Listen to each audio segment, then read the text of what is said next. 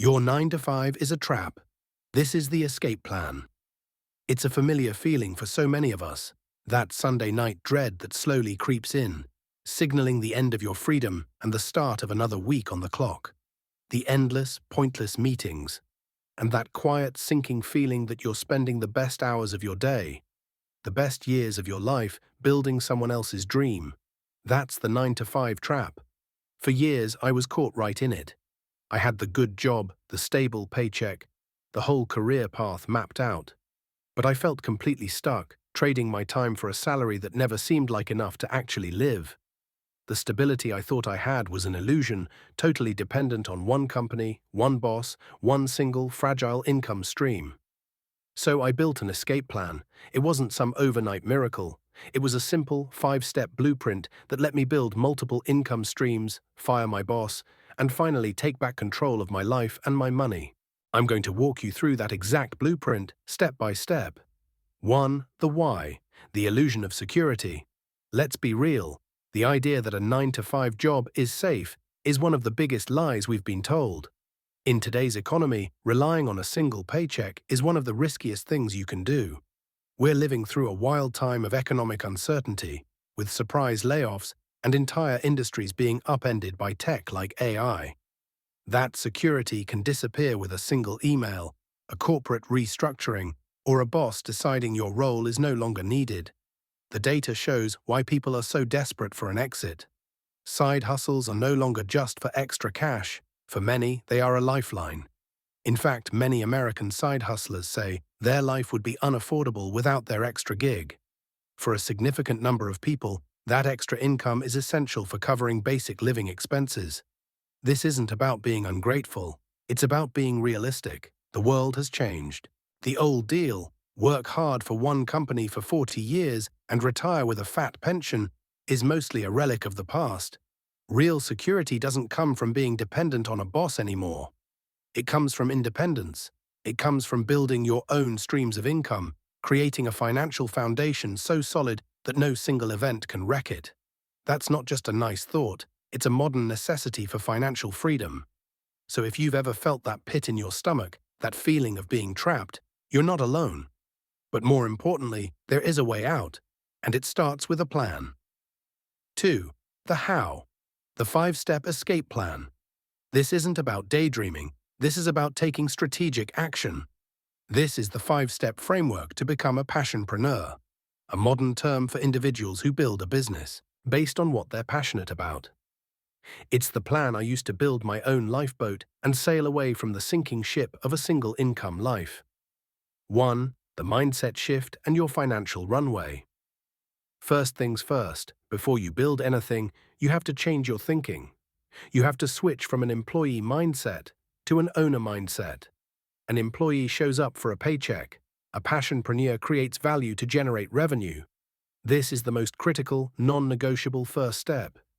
You have to truly believe you can build something for yourself. Once you have that mindset, it's time to get practical. You need a financial runway. This is a cash cushion that gives you the breathing room to build and test things out without panicking. Most finance pros suggest an emergency fund of 3 to 6 months of living expenses. But if you're planning an escape, I'd argue you need more. Aim for 6 to 12 months. This fund is your secret weapon. It buys you time and lowers the stress that absolutely kills creativity. While you're saving, you need to treat your finances like a business. That means a budget. A dedicated side hustle budget isn't just for tracking what you spend. It's about making your hustle feel real from day one. Open a separate bank account for all your side hustle income and expenses. It keeps things clean, makes taxes way less of a nightmare, and hammers home that mental shift. This is a business, not a hobby. 2. Unlocking your passion's market potential. So what's this business going to be? You don't need to invent the next Uber. You just need to find one thing where 3 circles overlap. What you're good at, what you enjoy doing, and what people will actually pay you for. Start by listing your passions and skills. And don't just think about your job description, think bigger. Are you a master of organization, a great party planner? Do you love to write, design, code, or coach people on fitness? What do your friends and family always ask you for help with? That's usually a pretty big clue. But a passion isn't a business until it has market potential. Conduct market research to understand the demand.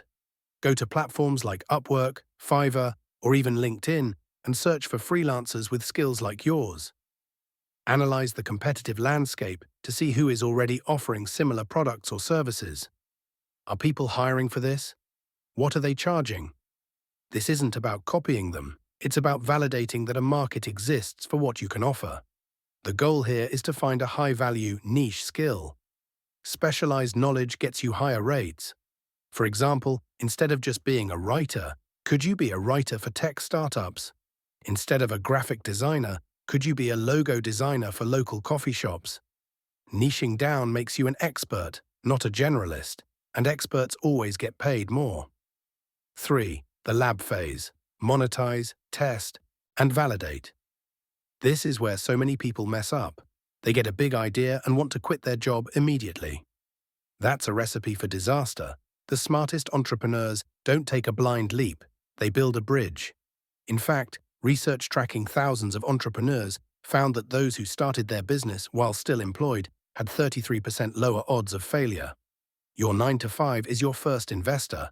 It's funding your escape plan, so keep it for now. Your only mission in this phase is to validate your idea by choosing a monetization strategy and testing it with real paying customers. Will you develop a tangible product and sell it on a platform like Etsy or Shopify? Will you offer a service like freelance consulting or teaching a workshop?